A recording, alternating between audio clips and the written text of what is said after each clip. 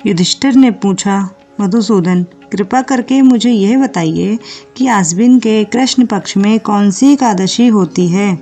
भगवान श्री कृष्ण बोले, राजन, आश्विन कृष्ण पक्ष में इंद्रा नाम की एकादशी होती है। उसके व्रत के प्रभाव से बड़े बड़े पापों का नाश हो जाता है। नीच योनि में पड़े हुए पितरों को भी यह एकादशी सद्गति देने वाली है। राजन, पूर्व काल की बात है। सत्ययुग में इंद्रसेन नाम से विख्यात राजकुमार थे, जो अब महिष्टिपुरी के राजा होकर धर्मपूर्वक प्रजा का पालन करते थे। उनका यह सब और फैल चुका था।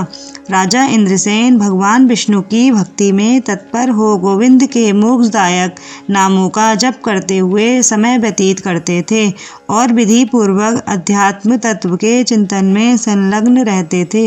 एक दिन राजा सभा में सुखपूर्वक बैठे हुए थे।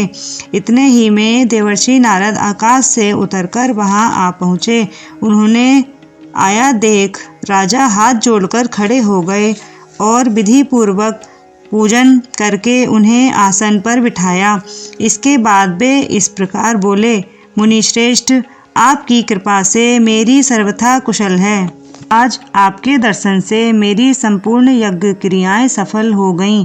देवर्षि, अपने आगमन का कारण बताकर मुझ पर कृपा करें।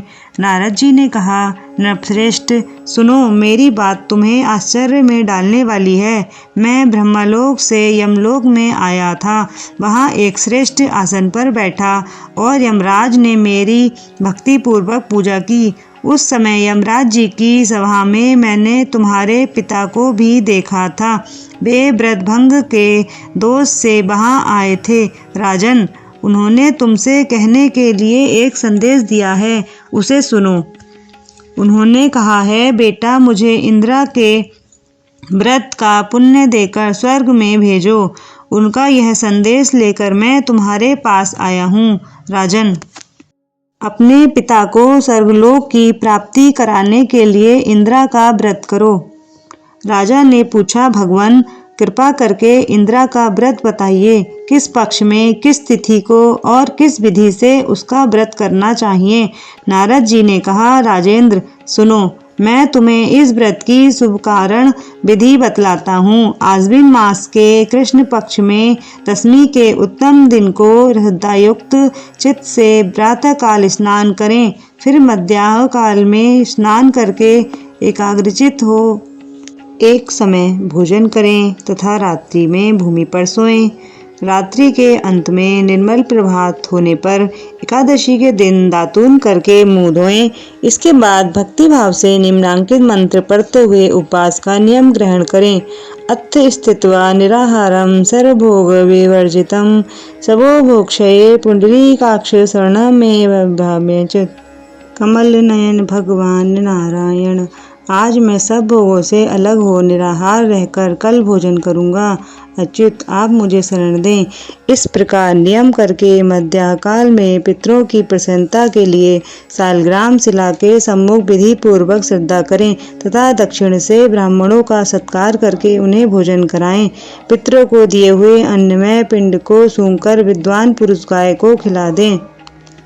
फिर धूप और गंध आदि से भगवान ऋषिकेश का पूजन करके रात्रि में उनके समीप जागरण करें।